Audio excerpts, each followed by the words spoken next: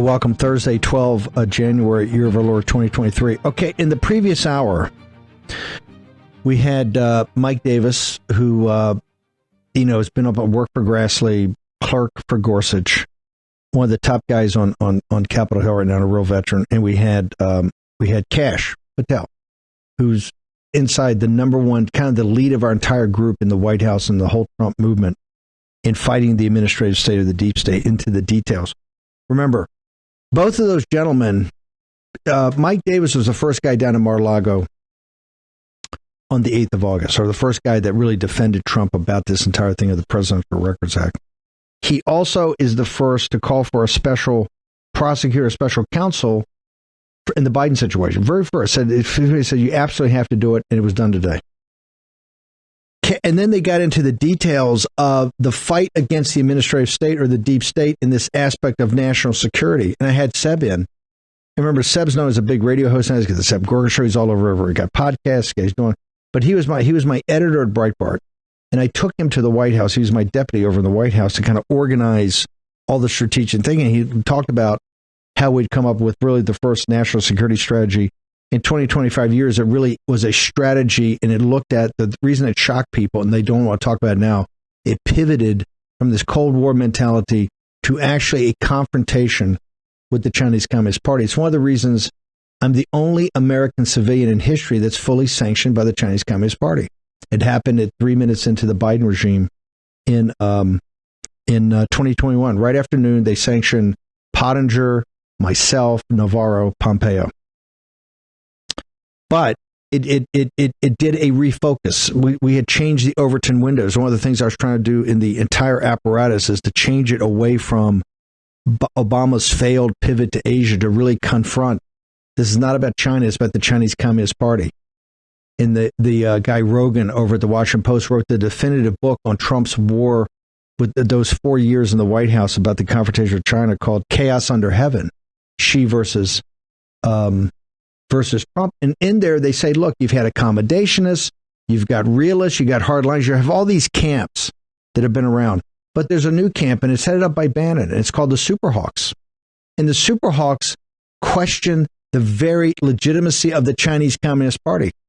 The very legitimacy. And they say, hey, it's a transnational criminal organization, and we have to support Lao Beijing, the Chinese people, in taking it down. And that should be our principal focus from national security. And how you do it. And you can't be dumb and just think about kinetic war, because we can't have $1 trillion defense budgets. I was arguing that in the White House in the spring and summer of 2017. Simultaneously, and this has come up from since January of 2020, of which our show, we were the very first people in all media to pivot. We were doing war room impeachment, and I pivoted to war room pandemic, of which we kept to just up before the holidays when we shifted right before the midterms to just war room. And why were we able to pivot? Because we have very deep relationships in China. We have very deep relationships with the freedom movement in China and with freedom fighters in China. And we knew right away something was wrong when, and this is coming up in a couple of weeks, Chinese New Year's was canceled. We do huge broadcasts into China. Lao Beijing and the Chinese nationals that follow us know that. But we became the preeminent place to get information on the pandemic in the very early days. And, I have a number of people I know in the mainstream media here, and they were saying, Bannon, your war room impeachment thing's kind of on fire. Why would you pivot to this about a flu bug? This is ridiculous. What do you mean a pandemic? What's a pandemic? What became evident in this time, just like what was evident against the battle on deconstructing the administrative state, on that war with Kash Patel and Mike Davis and Seb Gorka and Devin Nunes and many others against the national security apparatus that led to the Committee on the Weaponization of Government. And we wouldn't have gotten that unless this audience, and we had one last week. There's another flank to this war that we now know. And quite frankly, it's been happening years, but it became relevant and revealed itself during the pandemic through people that were not politically aligned with us whatsoever. In fact, they were opposite. Robert F. Kennedy Jr. from the Kennedy clan. Naomi Wolf, who was at George Magazine. I think she was one of the editors of George under John F. Kennedy Jr. And Naomi We've known about it for years. I mean, I used to go after it at Breitbart all the time, one of the biggest progressives out there. Dr. Malone, a guy who was a Biden supporter, and people like Ed Dowd, these Wall Street types that are not aligned with MAGA or the Trump movement. But what they have exposed in the last 2 years, just on this show alone, in the quality of analytics and the quality of work, is that the biomedical security state is just as much, and maybe even, if you can believe it, more of a threat to the American people than even the national security state, which we now have a church commission, which I've argued for 5 years, that you need one, like Frank Church did back in the 70s. We need to do the same. In the weaponization of government, I hope that mandate, that writ, is expanded to also look at this. If not, I can tell you there will be a committee. We have a select committee on China. We have the weaponization of government. The whole aspect is this aspect of the weaponization of the biomedical industry, which has such massive implications, not just to the country and the world, but to the American people and future generations. So I've got two of the leaders, intellectual leaders, who really are heroes, because everybody on this biomedical side, they have tried to go, they've tried to go and destroy these highly credentialed people, whether from the institutions they were associated with, or the licenses they have, or the reputations they have. And I asked Ed Dowd and Dr. Malone to join me tonight. Ed, and here's why. You had something on Getter that I found stunningly fascinating, because I said Ed Dowd is a very smart guy, and one of the reasons is everything he talks about is informed by data and evidence. I mean, because having worked on Wall Street, I relate to that. Boom. It's on Wall Street's not a place for rhetoric. It's a place for how the math manifests itself into reality. You put up on Getter, and I don't know if we have it in Memphis because I got them to him late. You said, you've seen enough tells, expect a major shift in narrative to come quickly from the White House. I think that was basically it. Can you walk us through, and I got Dr. Malone, I wanted to have you two guys on. Explain to our audience what Ed Dowd means by that, sir.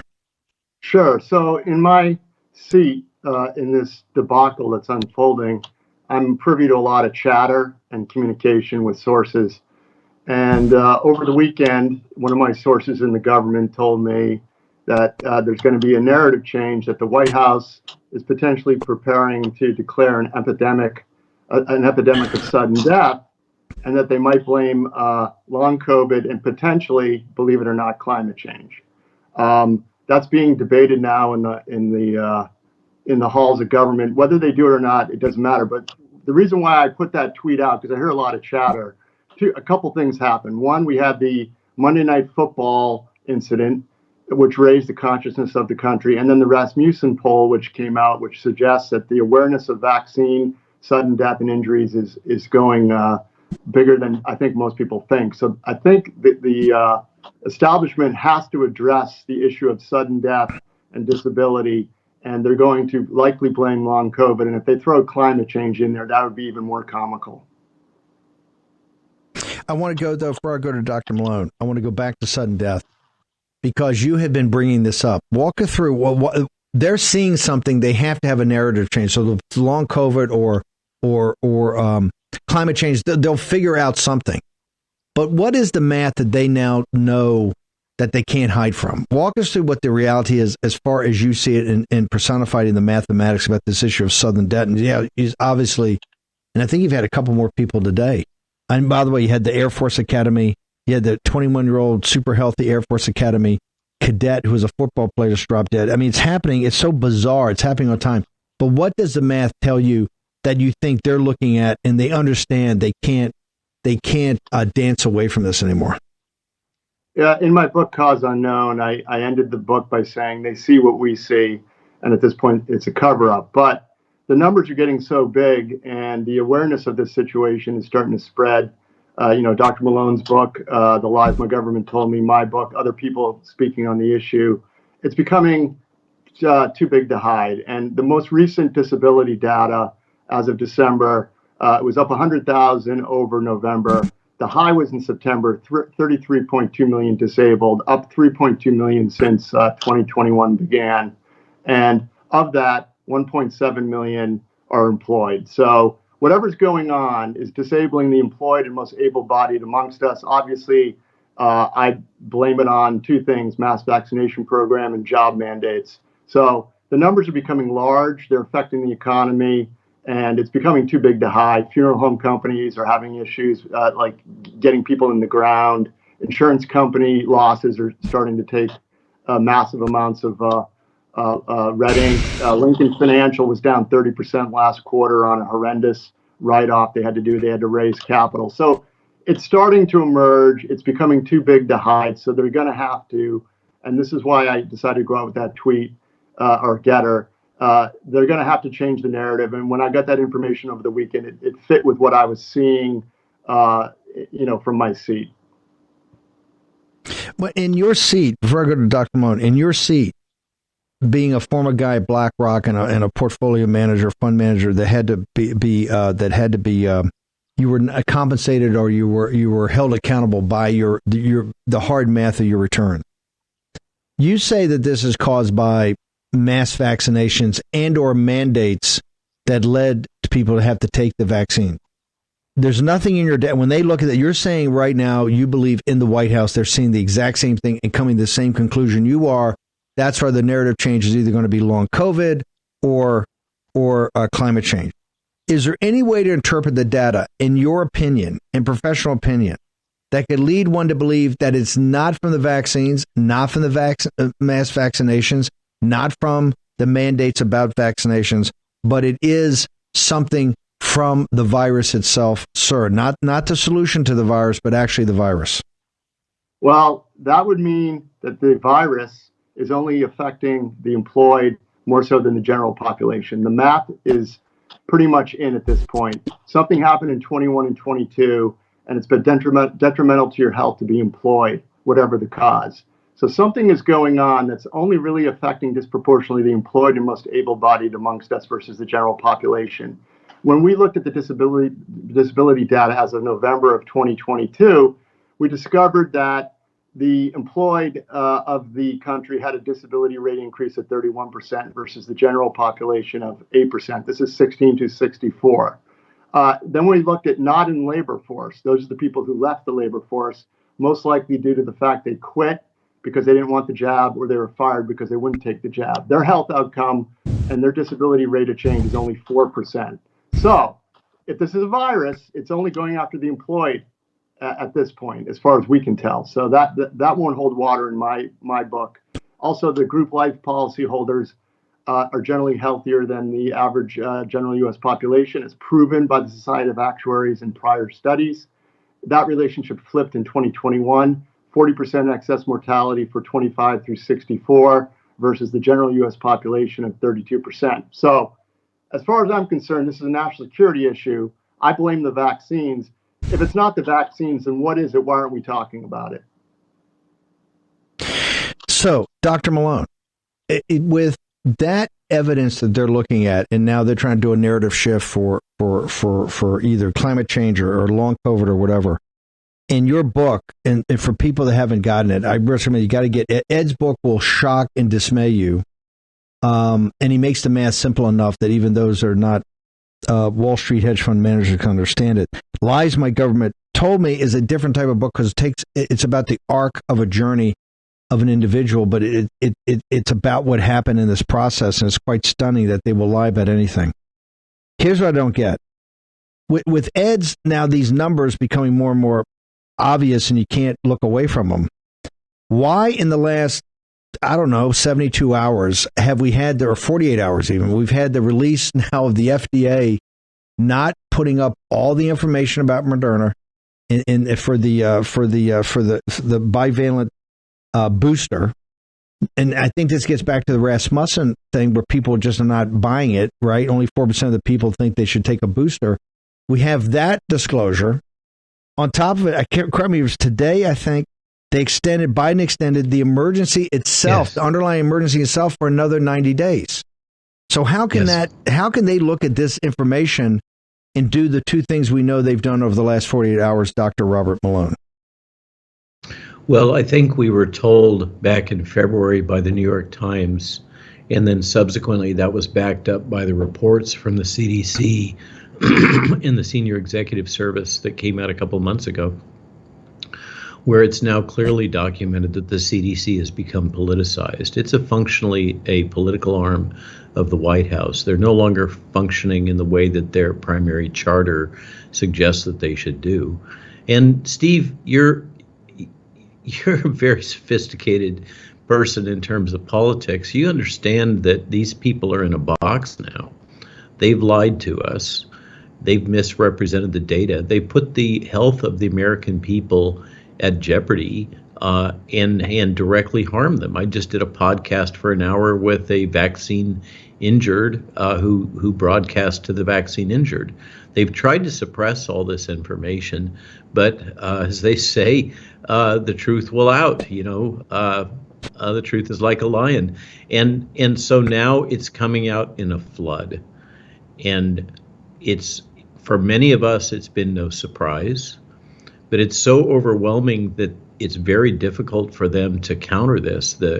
And their usual tools have been defanged. The fact checker organizations, the social media weaponization consequent to the Twitter files, all of their usual toolkit is being stripped away, and they're left bereft facing the data with very little that they can do. And I think what we're seeing is people running for the exits. I think they're seeking cover.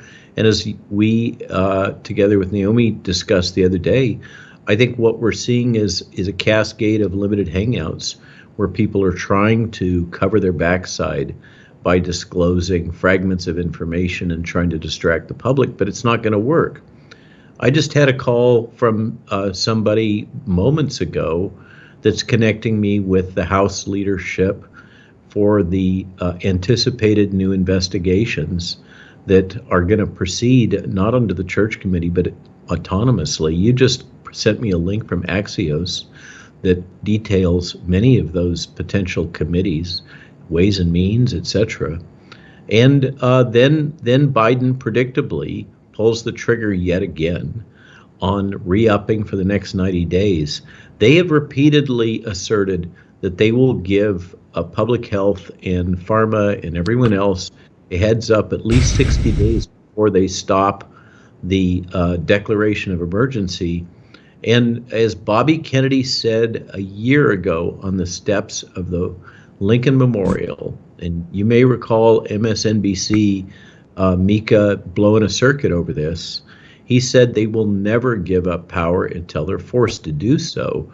They will never rescind these extra, essentially war powers that they've obtained unless they're forced to do so. And now the House is in position that they're going to force them to do so. I think that 2023 is starting to look very interesting. As I say, pass the popcorn, because the chickens are coming home to roost, and they're going to have to deal with the consequences. Yeah. What we did in the last hour, we talked about like the special counsel today. He is the enforcer of much of what went on in Russiagate. So all the people that know about the nullification process, particularly Cash, Mike Davis, myself, Sub, others, understand what they're doing on the national security side. I want to make sure Grace Chung and Captain Bannon know that we just broke some news here on the show with Dr. Malone. And by the way, I got John Mills coming on in the next part of this hour. I'll talk about the church committee. He's a senior intelligence officer at DIA. Well, Steve, if I can amplify that on that a little bit, in parallel, it looks like we're going to be please. Looks like we're going to be testifying in the European Parliament in March. So there's a great opportunity for really a transatlantic forcing function in terms of truth telling to occur in the. Well, I think what's happening, but I think the European Parliament is big. Don't get me wrong, but I think what's happening here structurally is that you've got the China Select Committee, you've got the weaponization of government. And I think the weaponization of government is looking at least right now, there's so many issues with DOJ and FBI and things we have to get to, that this issue about the biomedical security state and what happened here from the beginning to the end, for everything from the COVID and Fauci and gain of function, everything like that, all the way through the vaccines, taking Ed's data. That is such an enormous undertaking. I think that they're because a lot of things are being formed right now. They have people sitting there going, "Hey, you almost have to bifurcate these, and you have to bifurcate them because they're so complicated." And that's why I think that's why. But here's the point: you called it. It's a magnificent phrase. You said they've been given war powers. We said this on the show in the very first week that President Trump was actually a wartime president and had to should act like that. To the simple fact of you've got to get to the bottom of everything these guys are talking about, whether it's 15 days to stop the spread, the capacity, the IC units, all this, and what Fauci was putting out nonstop. Particularly the fact we're the first guys reported back in the spring of 2020 about Fauci and gain of function. So this is what I think is very hard to grasp. They just extended their war powers for another 90 days. Walk our audience through how they have the chutzpah, or do they need to have the war powers to protect what they're doing? Because this is going to lead to a clash in the House very quickly. Why do they need to extend their own war powers when obviously the COVID is not nearly as lethal? There's no need to have an emergency powers for this, sir. Well, they're justifying it, and they've been teeing this up now by talking about Kraken, this new variant that is muttered about darkly as more highly infectious. But even Kirkov at the World Health Organization can't make any statements about it being more pathogenic. So this is like saying, well, we've got a respiratory virus, a cold virus, that's more infectious, but we can't really say whether or not it is more lethal or brings people into the hospital. The data, part of the reason why they can't say it is because the data are very clear, starting with this recent Cleveland Clinic study, that the more highly jabbed you are, the more likely you're going to end up hospitalized with any of these viral variants. So they're now in a box. If they come clean about what's really going on, then they have to acknowledge, as Ed's been pointing out, the risks associated with the repeated vaccination, which includes immune imprinting and all the things around that. So the virus has basically boxed both world government and national government in, but there is such a huge cluster of policies that have been built around these special powers, having to do with Medicare, having to do with finance, having to do with a variety of public policies, the authorization for the jabs, the authorization for many of these drugs. Remember, the monoclonal antibodies aren't working anymore. It goes on and on and on. They have exploited these war powers in order to implement, let's say, extra constitutional policies, which include, of course, the bypassing of the First Amendment and collusion with tech and, I suspect strongly, with corporate media. And now they're in a position, if they rescind that declaration, even though Biden said that the outbreak is over, if they let this lapse, then they're going to have a sudden catastrophic failure of a whole cluster of policies, which is why they had to extend it, because they've said they need at least 60 days to plan for what to do for all these policies and to wind them down. Okay, so Ed, this is a great transition. We talked about forcing function. One of the biggest forcing functions in the nation's capital is the reality of economics on the ground somewhere, whether it's the financial crisis, etc. Your math has showed that we almost have a financial crisis of 2008 that's building. When is the economics of the insurance industry? When are they going to start? When's the economics going to get so brutal for these companies that they're going to come forward and say, hey, look, we either got to take a time out, we got to reverse, you can't change narratives on this, or are they in back of, are these the guys driving the narrative change? The good news on that front is my colleague Josh Sterling, who was with me during Senator Johnson's testimony, he's working with insurance executives. He has a working group to bring this issue to light and to get somebody in a position of authority to at least bring the issue to light. And the good news is it sounds like there's progress. there's more awakening amongst the insurance executives that something might be off here. You have to remember these CEOs mandated the jabs across the board, and they themselves took the jabs. So there's been a little problem with cognitive dissonance and emotional positioning on the issue. So it's hard to rationalize facts to people whose position is based on emotion. So we're slowly chipping away at that. And Josh Sterling is making some headway. At this point, I'm a Wall Street guy. I don't need some insurance executive to tell me what's going on. I already know. I'm 100% convicted, and that's the way I see it. And I think a lot of other people see it that way. But we do need the log jam broken at some point. These insurance companies, life insurance companies especially, are the bag holders ultimately. Lincoln Financial, they had to raise capital. They got smoked on their universal life policies where there's a lapse rate that's built in, and it was off, and it's due to the fact that people are not canceling their insurance policies because morbidity leads mortality. Okay, hang on for a second. I'm going to return. We got Dr. Robert Malone is joining us, and Ed Dowd. Ed Dowd's done tremendous financial work in this. Short commercial break, be back. Colonel John Mills is going to join us, also talk about the Church Committee, parallels to the weaponization of government committee. Next in the war. Battleground with Stephen K. Bannon. Okay, Dr. Malone, they just extended the war powers for the biomedical security state for another 90 days. They'll do another 90 days after that.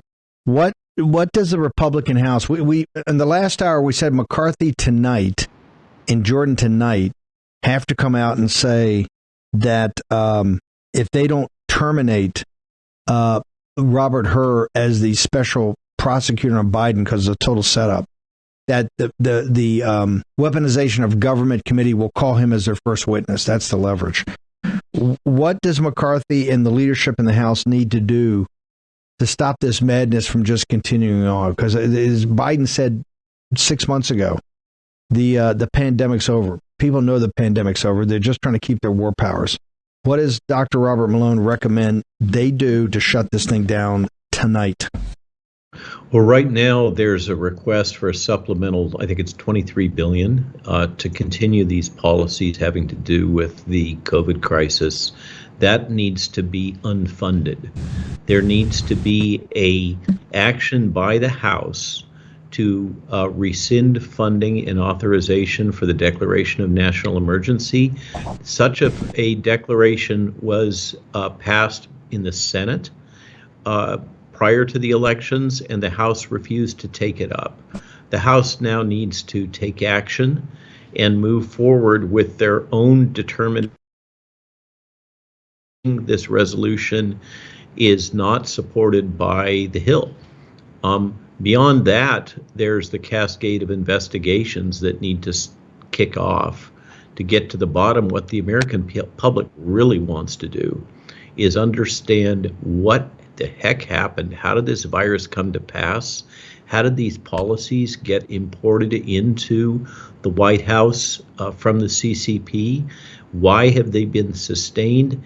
And I think one of the most important and most straightforward things that this House could look into is the employment of the other transactional authority authorization, contract authorization, which has been used to engage Pfizer and Moderna to produce these products and to provide the liability protections that they've had, and allow them to proceed under these contracts without any normal oversight. This is really straightforward, and it involves the Department of Defense. I'm sorry to say, it is a DoD pathway using an OTA that is at the root of all of what is ugly that's happened with the vaccine industry right now. Ed Dowd, what is your recommendations? What needs to happen? What needs to happen immediately so that they can't pivot to some phony narrative on long COVID, or so they don't have the opportunity to do that? What's your recommendation for action that needs to be taken? I wholeheartedly agree with Dr. Malone's recommendations. Additionally, I'm making myself available to testify if there's any committees. At this point, the vaccine makers need to, the burden of proof is on them to prove the safety and effectiveness of the drug. We know the drug is not effective.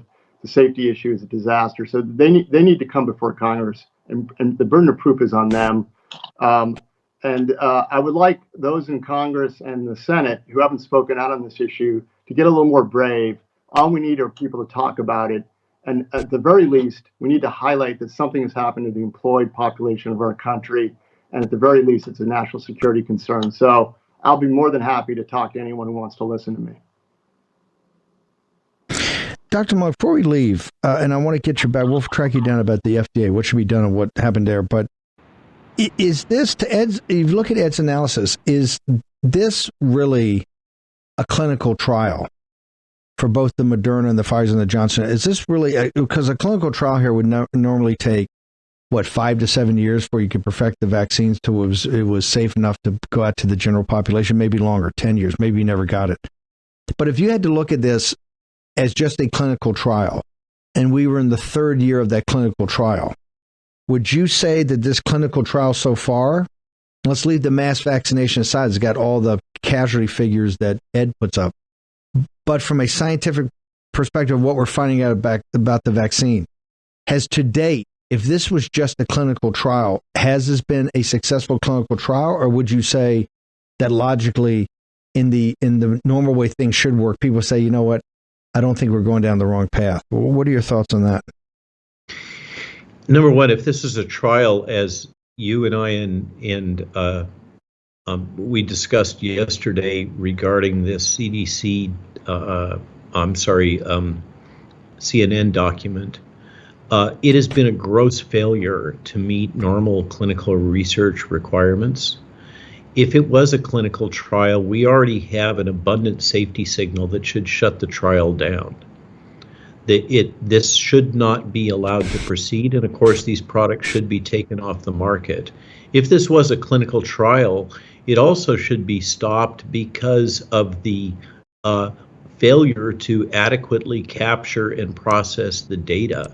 So we've had all kinds of efforts to obscure the information that should be completely open and transparent in any clinical trial. It completely fails on multiple levels, but the safety signals alone would normally cause, at a minimum, a pause in the trial in order to determine what is the pathogenesis, the relationship of these adverse events to the drug treatment. And frankly, we already have enough data to make that assessment, in my opinion. And to call it a clinical trial is obscene, because, as has been noted from the outset, the decisions were made to destroy the control group. So we don't have any good comparators. And what's being done is the same strategy that's been used throughout the vaccine industry for decades. We compare one vaccine to another. We don't compare a vaccine to a control. Inside the industry, we call this turtles all the way down. In other words, we're comparing this vaccine, to the one before, and then eventually you get down to the point where the initial vaccine that was developed and tested really was not tested properly, and it had no comparator at all. So all of the analyses are biased by comparing to other things which also have toxicity and problems. What this has really revealed all the way through this is the depth of corruption and data manipulation that the pharmaceutical industry has managed to prosecute against the American people for the entire vaccine enterprise. They've used the same tricks, and in this case, they've just weaponized them and industrialized them to a level that has never been seen before. So if it's a trial, it's a failed trial. It should be halted, and probably I argue that the people that have been involved in setting this up, really, if it was me, I would expect to lose my right as a physician researcher to conduct clinical research in the future. The fraud and misrepresentations that have gone on here are deep and profound. The book is Lies My Government Told Me. How do people get the book, and how do they get to your Substack to see all your content and your social media? Well, thanks, Steve. And of course, Getter is the best. at RW Malone MD. Now our Twitter account is over 900,000 followers. Thank you. Our Getter account is almost 500,000. The Substack is rwmalonemd.substack.com. And the book is available from all booksellers. I hesitate to advocate for Amazon, given all of their various malfeasance, but you can get it from Amazon or Barnes & Noble or your favorite local bookseller now. It's widely available. Thank you. Dr. Malone, thank you so much for being on here. Fantastic.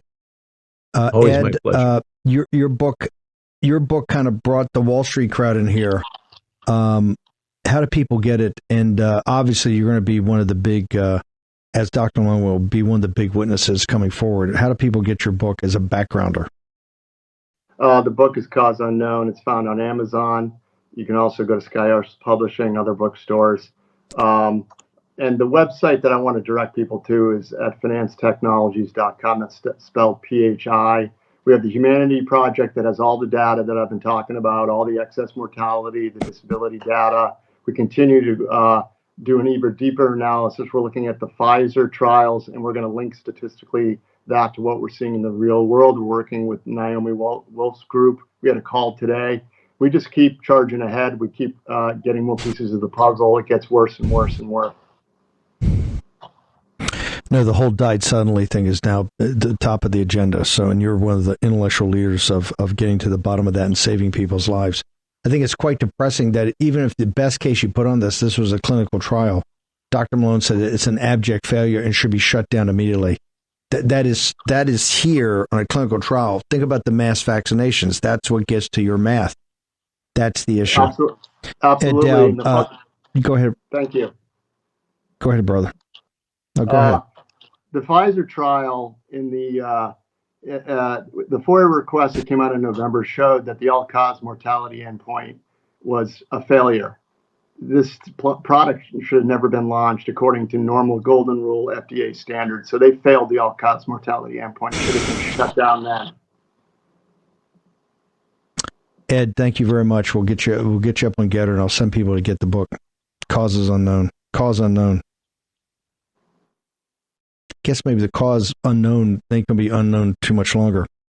Let me go to John Mills. I want to get, particularly now, we're in waters now that you need experts, right? You need people that have been there, and John Mills has dedicated his life to his country, served his country. Colonel Mills, walk me through the analogies now. We've got about 5 or 6 minutes. I want you to walk through the church committee and how you see this weaponization of government committee playing out.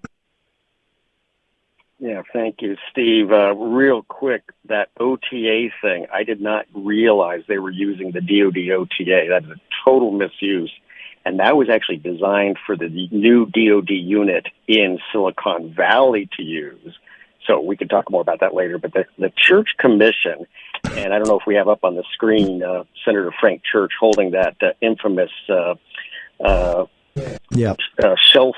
toxin shellfish gun, but that was a real thing. And so Senator Frank Church in 75 had this committee to look into the abuses of the CIA. Now, much of it was overseas, some of it was domestic, such as LSD experiment, Mockingbird. Have we heard that before? That was their program, the CIA's program to plant stories in domestic and overseas media to counter Soviet propaganda. But a lot of it was overseas. The overthrow of Salvador Allende in Chile, which guess what? In the 90s, it turned out with the Vanilla Intercept releases, Salvador Allende was a communist. But so Church ran this thing. It was good because there was a lot of things that needed to be reset. Okay, so that's good. But, it is now developed. Now, we need to do this again, and it needs to be far more extensive. And you've talked about the fourth. We have to look into the fusion of now IC and Intel and law enforcement. We separated with the wall of IC and law enforcement with Jamie Gorelick, So we took that down, put them together. Now there's no wall, there's a marriage. In fact, you can't even tell the difference between the IC and law enforcement now. We got to look into that. We got to look into FTX and the role of crypto. Okay, slow down. This is so profound, and we're going to pursue this in the next days ahead. This is why we talked about the first hour show. What do you mean when we say Jimmy Rat? What do you mean there's been a merger? Because you're not supposed to be able to surveil, domestically. You're supposed to be limited. As I realized the Patriot Act came along. But you said there's actually been a merger of the intelligence apparatus and law enforcement. This gets to the heart of the matter. What are you talking about? What are you talking about? Yeah, not just a merger. It's a marriage. You can't even tell the difference. This is extremely dangerous because of the fusion of CIA operations, FBI, NSA, DHS, CISA, to weaponize it. Now the target, back then the problem was predominantly overseas abuses. Now it's been weaponized against the American people. In the 70s and 80s, during the Cold War, we had a huge intelligence community office in San Francisco to track down Soviet spies. When it went away, when it was reestablished, and it was CIA, NSA, FBI, it was not established to chase down foreign spies. It was established essentially in another marriage, the marriage of big government and big tech. And this is where you get Elvis Chan carrying suitcases full of American citizen names to Twitter and other places. So, yeah, there has been a fusion. You can't tell the difference between FBI and CIA on these operations. They are one and the same. So we got to Colonel, we only got a couple of minutes. In the beginning of the weaponization of government, what does John Mills recommend they go to first? What should be the first witnesses? We got a couple of minutes here. Give me 2 minutes on. They set the committee up. Jordan's now in charge. That's why he didn't want to be speaker. What should be his first target? Well, okay. First of all, let's say, hey, Comey and Bannon are low-hanging fruit. They lied on the intel community assessment on Trump in November, December 2016. It's been factually established they lied. That's low-hanging fruit. Go right after them. But start bringing in this foreign influence task force. And really, we need to see the charter. We need to see the legal basis. And who are they going after? By the name Foreign Influence Task Force, that would imply they're going after foreigners. However, this seems to be the basis of going after Americans. So we gotta know exactly what the charter, legal basis. Why were they going after American citizens on the Foreign Influence Task Force? So you're saying the head of the FBI. You want to go head of the FBI, head of the CIA, former heads. You get pretty big targets. It's a target-rich environment. We got to bounce. Give us the book. Where do people go? This book is about one man's journey, kind of an awakening deep inside the beast. Where do people go? How do they get it? Yeah, thenationwillfollow.com. Thenationwillfollow.com. Yeah, my journey, getting in front of the Durham investigation, fingering a bunch of these people. A great preface by Stephen K. Bannon, and this tells the story and the action plan for the citizen. Yeah. We actually know that the House is following. We think the nation is going to follow, but it's an amazing book. The Nation Will Follow. Your story, Inside the Beast. Colonel Mills, thank you very much. Honor to have you on here. Thank you, Steve. My honor. Thank you. If you want to immerse yourself in this, you've got to do these readings, and we're going to put up information on Getter that will immerse you because you're in a strike. We're in a knife fight for the direction and salvation of this country. Crom Carmichael, we need people healthy. We need them to get a good night's sleep, but we need them to be healthy when they wake up. Salty, what you came up with this kind of concentration of the best of the green tea. Tell us what it is, why it is, and where does the War Room Posse get it? I got to tell you, so many people that we've turned on to this product just text me all the time. They love it. So give it to us, brother. Well, Steve, thanks so much for having me on. And I was listening to your previous guest. Absolutely fascinating show today. Steve, here's some simple facts. 19 million people died worldwide from cardiovascular problems in 2020. Now, that's far more than COVID. So COVID got all the attention, but heart disease was the number one killer. In the U.S., 40 people, somebody gets a heart attack every 40 seconds in the U.S., and the Framingham study, heart study, which started in 1948 but continues to this day, what it has found is that cholesterol, high, bad cholesterol, is what hurts the cardiovascular system as a whole and leads to so much of these heart attacks. And our product, we have a super enriched green tea extract with a very high concentration of a particular molecule called theaflavin. And that molecule has a lot of wonderful properties that will help your heart.